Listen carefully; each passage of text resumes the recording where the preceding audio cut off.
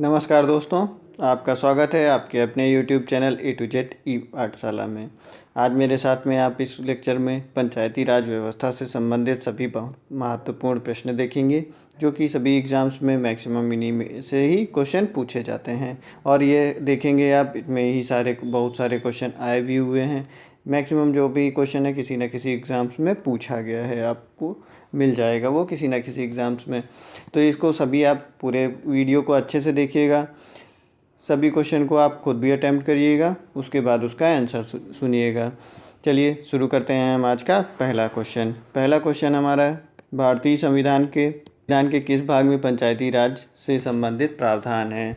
हमें बताना है भाग 6 में है, भाग 7 में है, या भाग 8 में है, या भाग 9 में है। तो इसमें इसका आंसर होगा हमारा भाग 9 में। तो इसको याद रखिएगा कि पंचायती राज से संबंधित प्रावधान हमारे भाग 9 में है। किसमें? भाग 9 में। दूसरा क्वेश्चन देखते हैं, भारतीय संविधान के किस भाग में नगर पालिकाओं से संबंधित प्रावधान है। भाग 4 का, भाग 9 का, भाग 14 का और भाग 22 में। इसमें हमारा भाग 9 का में हमारे नगर पालिकाओं से संबंधित प्रावधान हैं। ये भी बहुत बार क्वेश्चन पूछा गया है एग्ज़ाम्स में। फिर देखेंगे हम तीसरा क्वेश्चन, संविधान के किस भाग में ग्राम पंचायतों की स्थापना की बात कही गई है। ए ऑप्शन है भाग 3, बी ऑप्शन है भाग 4, सी ऑप्शन है भाग 5 और डी ऑप्शन है हमारा भाग 6। इसका सही आंसर होगा हमारा भाग 4। ग्राम पंचायतों की स्थापना की बात कही गई है हमारे संविधान के भाग 4 में। अगर वीडियो पसंद आए तो इसको कृपया लाइक कर दीजिएगा और चैनल को ज़रूर सब्सक्राइब कर लीजिए। आपको हमेशा इसी तरह से यूज़फुल वीडियो इस पर मिलती रहेंगी। और नोटिफिकेशन को भी ऑन कर लीजिएगा, जब भी वीडियो आएगी आपको उसका नोटिफिकेशन जिसमें मिल जाएगा ईज़िली, और नहीं तो आपको ढूंढनी पड़ेगी इसको, इसलिए आप सब्सक्राइब जरूर कर लीजिएगा। भारतीय संविधान के निम्नलिखित अनुच्छेदों में से कौन सा अनुच्छेद राज्य सरकारों को ग्राम पंचायतों के संगठित करने का निर्देश देता है। हमारा चौथा क्वेश्चन है, अनुच्छेद 40 देता है, या अनुच्छेद 46, अनुच्छेद 48 या फिर अनुच्छेद 51। तो इसका आंसर होगा हमारा अनुच्छेद 40। हमारा अनुच्छेद 40 ग्राम पंचायतों को संगठित करने का निर्देश देता है सरकार को। ठीक, सरकार को कहता है ग्राम पंचायतों को संगठित करने का निर्देश देता है। फिर देखते हैं अगला हमारा पांचवा क्वेश्चन है हमारा, संविधान की 11वीं अनुसूची में निम्नलिखित में से क्या सम्मिलित है। राज्य के नीति निर्देशक सिद्धांत, पंचायतों का कार्यक्रम, मूल अधिकार या फिर हमारा मूल कर्तव्य। हमारी 11वीं अनुसूची में पंचायतों का कार्यक्रम सम्मिलित है। इस चीज़ को अच्छे से याद रखिएगा, बहुत बार पूछा जाता है कि हमारी 11वीं अनुसूची में पंचायतों का कार्यक्रम सम्मिलित है। फिर देखेंगे छठा क्वेश्चन, जिन्होंने ये टॉपिक पढ़ लिया है अच्छे से वो इसके क्वेश्चन अटैम्प्ट करेंगे, और जिन्होंने नहीं भी पढ़ा है वो भी इसको देख लें अच्छे से, किस लेवल से क्वेश्चन आते हैं उनको वो भी समझ में आ जाएगा इससे।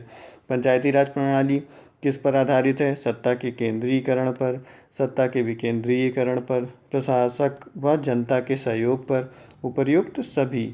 पंचायती राज प्रणाली हमारी सत्ता के विकेंद्रीकरण पर आधारित है, याद रखिएगा इस चीज़ को।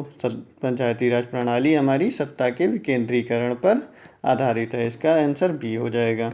सातवां क्वेश्चन देखते हैं, पंचायती राज प्रदान करता है पिछड़े क्षेत्रों को कृषि विकास, स्थानीय स्तर पर लोकतांत्रिक प्रशासन, ग्रामीण स्तर पर उचित राजस्व का संचालन, देहाती क्षेत्र में शिक्षा का फैलाव। यह हमारा स्थानीय क्षेत्र स्तर पर लोकतांत्रिक प्रशासन को पंचायती राज प्रदान करता है। क्या चीज़ है? स्थानीय स्तर पर लोकतांत्रिक प्रशासन। फिर देखेंगे अगला क्वेश्चन हमारा आठवां है, पंचायती राज का प्रधान लक्ष्य है ग्रामवासियों के बीच प्रतिद्वंद्व को बढ़ाना, चुनाव में लड़ने के लिए ग्रामवासियों को प्रशिक्षण देना, ग्रामवासियों में शक्ति का विकेंद्रीकरण करना। इनमें से कोई नहीं। इसमें हमारा आंसर नंबर सी हो जाएगा। देखिए इसके तो ऑप्शन ऐसे दे रखे हैं कि आपको इसमें थोड़ा सा अगर ध्यान देंगे और नहीं भी आता है तब भी आप निकाल सकते हैं, इसका आंसर बता सकते हैं। ये देखिए, कभी भी सरकार ग्रामवासियों के बढ़ावा देने के लिए थोड़ा सा संविधान में लाएगी कि नहीं सब लोगों को बीच में प्रतिद्वंद्व को बढ़ाया जाए, नहीं। फिर उसके बाद में ग्रामवासियों को चुनाव लड़ने के लिए प्रशिक्षण तो ऐसा कोई दिया नहीं जाता। ठीक, चुनाव कराने का प्रशिक्षण भले ही दिया जा सकता है, कुछ दिया सकता है, लेकिन चुनाव लड़ने के लिए ग्रामवासियों को प्रशिक्षण नहीं दिया जाता है। फिर ग्रामवासियों में शक्ति का विकेंद्रीकरण, हमारा ये ऑप्शन सही होगा। ठीक, फिर देखेंगे अगला हमारा क्वेश्चन है नौवां, पंचायती राज का मुख्य उद्देश्य है कृषि उत्पादन को बढ़ाना, रोजगार सृजित करना, जनता को राजनीतिक रूप से जागृत करना या फिर जनता को विकास मूलक प्रशासन में भागीदारी योग्य बनाना। यूपीपीएससी 2004 में आया हुआ क्वेश्चन है। इसमें हमारा ऑप्शन नंबर डी सही होगा, जनता को विकास मूलक प्रशासन में भागीदारी योग्य बनाना। ये हमारा पंचायती राज का मुख्य उद्देश्य है। इसको बहुत अच्छे से याद रखिएगा कि पंचायती राज का मुख्य उद्देश्य क्या है हमारा, जनता को विकास मूलक प्रशासन में भागीदारी योग्य बनाना। 10वां क्वेश्चन देखेंगे, 73वां संविधान संशोधन का संबंध किससे है? मुद्रा विनिमय, वित्त आयोग, पंचायती राज या फिर भारतीय रिजर्व बैंक। इसमें हमारा डी ऑप्शन सही होगा, पंचायती राज से संबंधित है। 73वां संशोधन हमारा किससे संबंधित है? पंचायती राज से। इस चीज़ को अच्छे से याद रखिएगा। मैंने संशोधन के ऊपर भी पूरी वीडियो बना रखी है कि कितने कितने कौन कौन से संशोधन हुए हैं। आप जो है उनको भी देख लें, उससे जो है जितने इम्पोर्टेंट संशोधन हैं वो पूरी वीडियो में पड़ी हुई है, उसमें आप देख लेंगे तो उससे आपको समझ में आ जाएगा कितने इम्पोर्टेंट संशोधन है जो अमेंडमेंट हुए हैं, वो सारे क्वेश्चन सही से उसमें दे रखे हैं। फिर देखेंगे 73वां संविधान संशोधन संबंधित है राष्ट्रपति के महाभियोग से। बी ऑप्शन है शैक्षणिक संस्थाओं में सीटों से। देखिए एसएससी में आया हुआ था क्वेश्चन। फिर ये जो है पंचायती राज प्रणाली से, चुनाव आयोग के आरक्षण से, नियुक्ति से। ये हमारा 73वां संविधान संशोधन अभी ऊपर बताया है आपको किससे संबंधित है, हमारा पंचायती राज प्रणाली से संबंधित है। बीपीसीएस में आया हुआ एग्जाम में क्वेश्चन है ये। फिर देखेंगे भारत में निम्नलिखित में से किसके अंतर्गत पंचायती राज प्रणाली की व्यवस्था की गई है? मौलिक अधिकार के अंतर्गत, मौलिक कर्तव्य के अंतर्गत, नीति निर्देशक तत्व के अंतर्गत या फिर चुनाव आयोग अधिनियम के अंतर्गत। तो ये सब गलत हो जाएंगे। हमारा सही आंसर क्या है? नीति निर्देशक तत्व के अंतर्गत पंचायती राज प्रणाली की व्यवस्था की गई है और राज्यों से कहा गया है कि वह पंचायती राज का गठन करें। फिर हमारा देखेंगे अगला क्वेश्चन 13वां क्वेश्चन है हमारा, किस संवैधानिक संशोधन द्वारा पंचायती राज संस्थाओं को संवैधानिक दर्जा प्रदान किया गया? 71, 72, 73 या फिर 74। इसमें हमारा आंसर नंबर सी सही होगा। 73वां संविधान संशोधन द्वारा संवैधानिक दर्जा दिया गया है पंचायती राज संस्थाओं को। ठीक, इस चीज़ को बहुत अच्छे से याद रखिएगा। ये संशोधन भी पूछा जा सकता है और भी जो चीज़ें बता रहे हैं वो सब चीज़ें पूछी जा सकती हैं आपसे किसी भी एग्ज़ाम में। 73वां संविधान संशोधन द्वारा संविधान में कौन सी अनुसूची जोड़ी गई? जब पंचायती राज जोड़ा जाएगा, पंचायती राज इससे पहले बताया था हमने आपको किसमें है, 11वीं अनुसूची में। तो फिर हमारी जोड़ी कौन सी जाएगी इसमें? 11वीं अनुसूची जोड़ी जाएगी। तो इसका आंसर नंबर सी हो जाएगा। इस तरह से आपको सारी चीज़ें याद भी हो जाएंगी अच्छे से, जैसे मैं बता रहा हूँ उस तरह से आप पढ़ते चलिए, ध्यान से सुनते चलिए, तो आपको एक एक चीज़ अच्छे से याद भी हो जाएगी जब पूरा वीडियो आप कंप्लीट करेंगे। 73वें संविधान संशोधन द्वारा 11वीं अनुसूची में पंचायती राज संस्थाओं को कितने कार्य सौंपे गए? 18, 23, 25 या फिर 29। तो हमारा आंसर नंबर डी इसका सही होगा।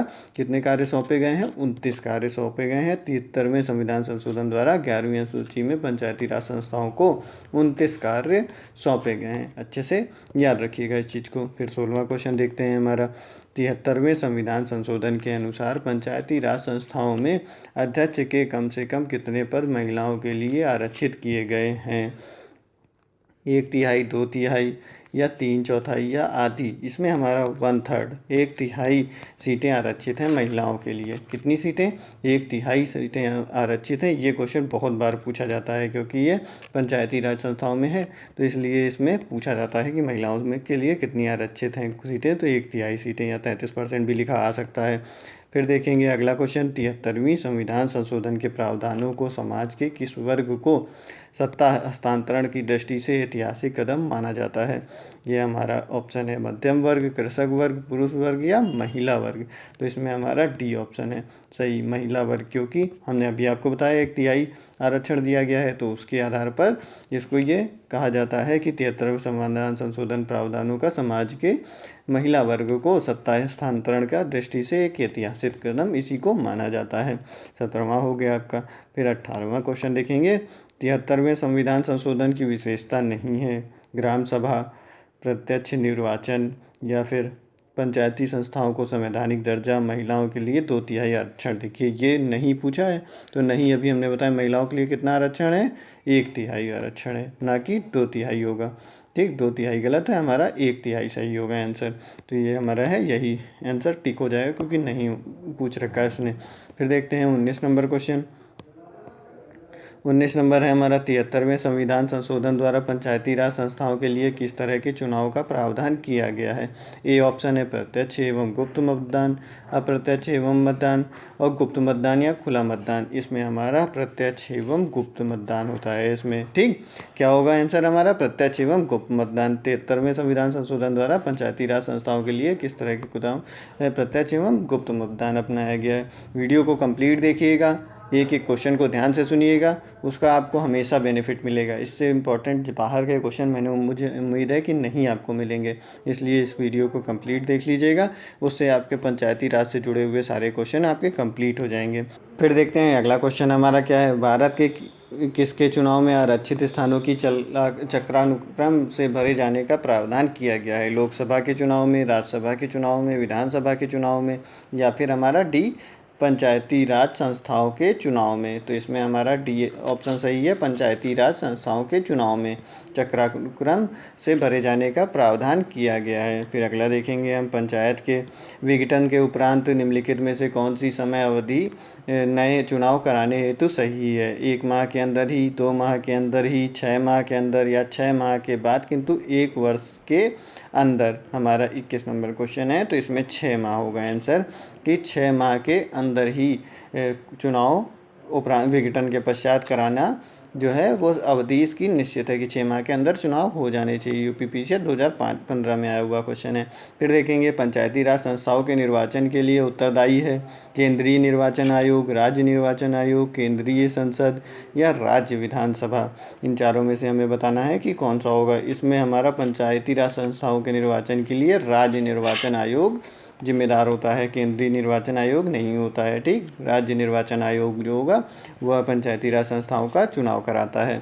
फिर देखेंगे 73वें संविधान संशोधन के अनुसार पंचायती राज संस्था का कार्यकाल कितने वर्ष रखा गया है।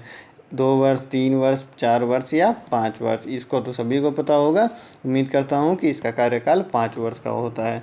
फिर देखेंगे 24 नंबर क्वेश्चन हमारा, भारत के पंचायती राज के प्रबल समर्थक थे महात्मा गांधी, सिद्धराज हड्डा या राजीव गांधी या उपर्युक्त सभी।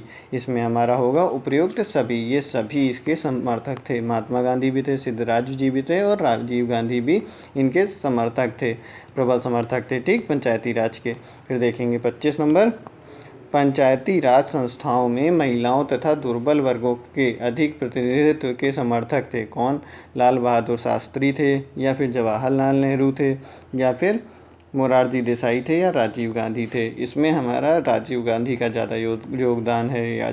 राजीव गांधी महिलाओं एवं दुर्बल वर्गों के अधिक प्रतिनिधित्व के समर्थक थे। आंसर नंबर डी सही होगा। ठीक, फिर देखेंगे 26 नंबर क्वेश्चन, भारत में महिलाओं के लिए स्थान आरक्षित है पंचायती राज संस्थाओं में, राज्य विधानसभाओं में, या मंत्रिमंडल में, या लोकसभा में। इनमें हमारा पंचायती राज संस्थाओं में महिलाओं के लिए स्थान आरक्षित हैं, बाकी इन जगहों पर नहीं है। इनके सबके प्रस्ताव जो हैं पेंडिंग हैं अभी।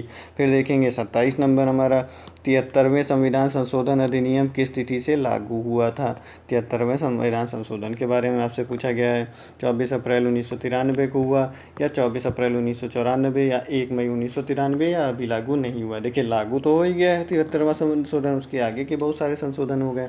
ठीक, फिर ये कब हुआ है? 24 अप्रैल 1993 को, हमारा याद रखिएगा 24 अप्रैल 1993 को हमारा संविधान संशोधन 73वां जो है वह लागू हुआ था। फिर 28 नंबर क्वेश्चन देखते हैं, भारत में पंचायती राज अधिनियम कब लागू हुआ। यह बताना है 24 अप्रैल 1993, या फिर 24 अप्रैल 1994, या फिर 24 मई 1993, 24 मई 1994। ठीक, इन चारों में से हमें बताना है कि कौन सा सही होगा। तो अभी हमें आपको बताया कि 24 अप्रैल 1993 को लागू हुआ था पंचायती राज अधिनियम 73वां संशोधन के द्वारा। ठीक, फिर देखेंगे 29 नंबर, पंचायत के चुनाव कराने हेतु निर्णय किसके द्वारा लिया जाता है।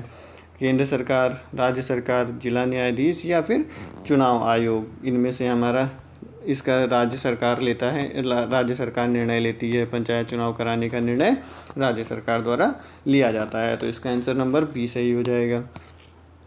30 नंबर है, भारत में पंचायती राज का प्रारंभ किया गया 1956, 1957, 1958 या फिर 1959। इसमें हमारा आंसर नंबर डी सही हो जाएगा, 1959 से। फिर आगे बढ़ेंगे। 31 नंबर क्वेश्चन हमारा, पंचायती राज प्रथम प्रवर्तित किया गया आंध्र प्रदेश में, उत्तर प्रदेश में, हिमाचल प्रदेश में या फिर राजस्थान में। तो पंचायती राज सबसे पहले राजस्थान में प्रवर्तित किया गया। इस चीज़ को याद रखिएगा, बहुत बार ये क्वेश्चन पूछा जाता है, बहुत बार। ठीक, फिर उसके बाद में 32 नंबर है, भारत में सबसे पहले राजस्थान में पंचायती राज दिवस की स्थापना किस वर्ष हुई? 1952, 1956, 1959 या फिर 1960। अभी बताया था आपको कब से हुई थी, 1959। तो इसका आंसर नंबर डी सही हो जाएगा।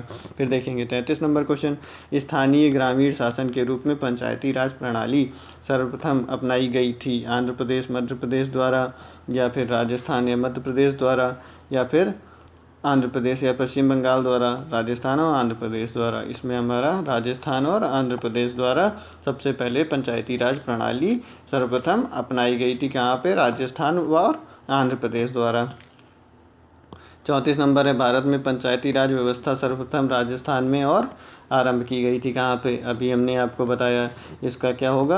आंध्र प्रदेश, राजस्थान और आंध्र प्रदेश द्वारा आरंभ की गई थी। फिर उसके बाद है 2 अक्टूबर 1959 को भारत में पंचायती राज का शुभारंभ निम्नलिखित में से कहाँ किया गया था? बहुत बार ये क्वेश्चन पूछा जाता है, यहाँ तो एक बार दिया हुआ है लेकिन पूछा ये वाला क्वेश्चन बहुत बार जाता है। नागौर राजस्थान, राजमुंदरी आंध्र प्रदेश या फिर सीतामढ़ी बिहार, अलीगढ़ उत्तर प्रदेश, पुणे महाराष्ट्र। इसमें हमारा ए ऑप्शन सही होगा, नागौर राजस्थान में शुरू किया गया था। 36 नंबर है हमारा, देश के ग्रामीण क्षेत्र के सामाजिक एवं सांस्कृतिक उत्थान के लिए सामुदायिक विकास कार्यक्रम कब प्रारंभ किया गया? 15 अगस्त 1947 को या फिर 26 जनवरी 1950, 2 अक्टूबर 1952 या फिर 14 नवंबर 1954। इसमें हमारा आंसर नंबर सी सही है, 2 अक्टूबर 1952 को सामुदायिक विकास कार्यक्रम का आरंभ किया गया। ठीक, आंसर नंबर सी सही है इसका। फिर 37 नंबर देखते हैं, सामुदायिक विकास कार्यक्रम का सार था सड़कों का निर्माण, परिवार नियोजन, लोक भागीदारी या फिर सिंचाई। इसमें हमारा इसका था लोक भागीदारी, सामुदायिक विकास कार्यक्रम का सार लोक भागीदारी था। फिर देखेंगे हम 38 नंबर क्वेश्चन, भारत सरकार द्वारा सामुदायिक विकास योजना की शुरुआत की गई 2 अक्टूबर 1950 में या फिर 1951 में, 1952 में या फिर 1953 में। इसमें हमारा की गई थी 1953 को, 2 अक्टूबर 1953 को सामुदायिक विकास योजना का शुभारंभ किया गया था। ठीक, फिर 39 नंबर क्वेश्चन है, सामुदायिक विकास कार्यक्रम की असफलता का कारण है? धन की कमी, सरकार कर्मचारियों पर निर्भरता या अशिक्षा या गुटबाजी। इसमें हमारा अशिक्षा, डी ऑप्शन सही है। सामुदायिक विकास कार्यक्रम की असफलता का मेन रीज़न अशिक्षा था, डी ऑप्शन। ठीक, फिर पंचायती राज की दृष्टि से सबसे महत्वपूर्ण प्रतिवेदन है सरकारिया आयोग प्रतिवेदन, प्रशासनिक सुधार आयोग प्रतिवेदन या फिर बलवंत राय मेहता समिति प्रतिवेदन या आनंदपुर साहिब प्रतिवेदन। इसमें हमारा होगा बलवंत राय मेहता समिति प्रतिवेदन, सही आंसर होगा सी, बलवंत राय मेहता समिति पंचायती राज की दृष्टि से सबसे महत्वपूर्ण प्रतिवेदन था। फिर उसके बाद में 41 नंबर, लोकतांत्रिक विकेंद्रीकरण का सुझाव दिया है महात्मा गांधी ने, विनोबा भावे ने या फिर जयप्रकाश नारायण द्वारा या बलवंत राय मेहता द्वारा। इसमें हमारा हो जाएगा बलवंत राय मेहता द्वारा कहा गया है, लोकतांत्रिक विकेंद्रीकरण का सुझाव दिया गया है। फिर अगला ऑप्शन है हमारा, लोकतांत्रिक विकेंद्रीकरण की योजना प्रस्तुत करने वाली समिति थी राष्ट्रीय विकास परिषद, योजना आयोग, सादिक अली समिति या फिर बलवंत राय मेहता समिति। अभी एकदम अच्छे से आपको बताया, 2 बार में याद भी हो गया होगा कि बलवंत राय मेहता समिति किससे संबंधित है? लोकतांत्रिक विकेंद्रीकरण से संबंधित है। ये चीज़ बहुत अच्छे से अब याद हो गई होगी। 43 नंबर है, भारत में पंचायती राज की त्रिस्तरीय व्यवस्था को अनुमोदन किस समिति द्वारा दिया गया? बलवंत राय मेहता समिति, अशोक मेहता समिति, हनुमंत राय। ये देखिए MPPSC में आया हुआ है, थोड़ा सा घुमा के दिया गया, बलवंत राय मेहता समिति द्वारा दिया गया। फिर देखते हैं, जिस समिति में लोकतांत्रिक विकेंद्रीकरण और पंचायती राज की सिफारिश की गई उसका सभापति कौन था? देखिए UPPCS में आया, वही चीज़ को घुमा के फिर से पूछ लिया गया आपसे कि ठीक। तो अब इसमें लेकिन क्या है, सभापति के बारे में पूछा गया है इसमें। तो अब देखिए इसमें 4 ऑप्शन है, KM पनिकर, एच कुंजूरू, या फिर बलवंत राय मेहता, या फिर महात्मा गांधी। इसमें हमारा क्या हो जाएगा, बलवंत राय मेहता समिति द्वारा था, तो इसमें उसके अध्यक्ष सभापति कौन हो जाएंगे, हमारे बलवंत राय मेहता हो जाएंगे। फिर देखेंगे अगला हमारा 45वां नंबर क्वेश्चन है, पंचायती राज से संबंधित निम्नलिखित कथनों में से कौन सा कथन सही नहीं है। पंचायती राज व्यवस्था भारतीय ग्रामीण जीवन युगों में से एक अभिन्न अंग है। 73वां संशोधन 15 अगस्त 1993 को प्रभावी हुआ। ये तो अभी बहुत अच्छे से याद कर लिए हैं आप लोग, रट लिए होंगे कि यही जो है गलत होगा, क्योंकि इसमें 73वां संशोधन 93 में नहीं लागू हुआ था। ठीक है, तो रट गया होगा आपको, यही गलत है, मतलब यही सही हो जाएगा आंसर। अगला बढ़ते हैं आगे, हम 46 नंबर क्वेश्चन देखेंगे। बलवंत राय मेहता समिति प्रतिवेदन में पंचायती राज संस्थाओं को कितने स्तर पर करने का सुझाव दिया गया। ये 2 स्तर पर, या फिर 1 स्तर पर, या फिर 3 स्तर पर, या 4 स्तर पर। इसमें हमारा आंसर नंबर सी सही है, 3 स्तर पर करने का सुझाव दिया गया। 47 है, बलवंत राय मेहता समिति ने किसको अधिक शक्तिशाली बनाने का सुझाव दिया। ग्राम पंचायत, ग्राम सभा, ग्राम पंचायत, या फिर पंचायती समिति, या जिला परिषद। इसमें हमारा हो जाएगा पंचायत समिति को अधिक शक्तिशाली बनाने का सुझाव दिया था बलवंत राय मेहता समिति ने। सारी चीज़ें जो हैं उससे रिलेटेड आपको उससे क्वेश्चन मिल जा रहे हैं, तो जो जो चीज़ें पूछी जाती हैं उनमें वो चीज़ें आपको क्लियर हो जाएंगी अच्छे से। पंचायती राज व्यवस्था में स्थानीय स्वशासन की व्यवस्था कैसी होती है। ग्राम, ब्लॉक, जिला तथा राज्य स्तर पर 4 स्तरीय व्यवस्था होती है, या फिर ग्राम, ब्लॉक, जिला स्तर पर 3 स्तरीय संरचना होती है। अभी इससे ऊपर बताया कितनी स्तरीय होती है, 3 स्तरीय होती है, तो यह हमारी बी ऑप्शन सही हो जाएगा। ग्राम, ब्लॉक और जिला स्तर पर 3 स्तरीय संरचना होती है, यानी कि 48 का बी हो गया। फिर देखते हैं 49 नंबर क्वेश्चन। 49 है, बलवंत राय मेहता समिति प्रतिवेदन के अनुसार महत्वपूर्ण संस्था है। ग्राम पंचायत, पंचायती जिला परिषद, या फिर पंचायत समिति, या फिर सहकारी समिति। इसमें हमारा सी ऑप्शन होगा, पंचायत समिति जो है वह बहुत ही महत्वपूर्ण संस्था है। फिर 50वां आज का आखिरी क्वेश्चन है। वीडियो पसंद आई हो तो इसको लाइक कर दीजिएगा, सब्सक्राइब कर लीजिएगा चैनल को, जिसमें आपको आगे भी अच्छे से इस तरह से सब वीडियो मिलती रहें इंपॉर्टेंट, जिससे आपका एग्ज़ाम आराम से क्वालिफाई हो जाए और आप भी जल्द से जल्द नौकरी पा के बढ़िया से अपनी नौकरी ज्वाइन करें। निम्नलिखित में से कौन सा पंचायती राज संस्था नहीं है। जिला परिषद, पंचायत समिति, ग्राम पंचायत, या नगर परिषद। इसमें हमारा जो है ऑप्शन हो जाएगा टी, नगर परिषद। यह है हमारा पंचायती राज संस्था नहीं है।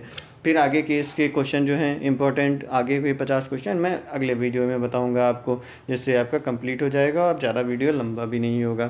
फिर मिलेंगे अगले वीडियो में। जब तक अगर पसंद आई हो वीडियो तो इसको लाइक कर लीजिए, सब्सक्राइब कर लीजिए चैनल। नमस्कार, धन्यवाद।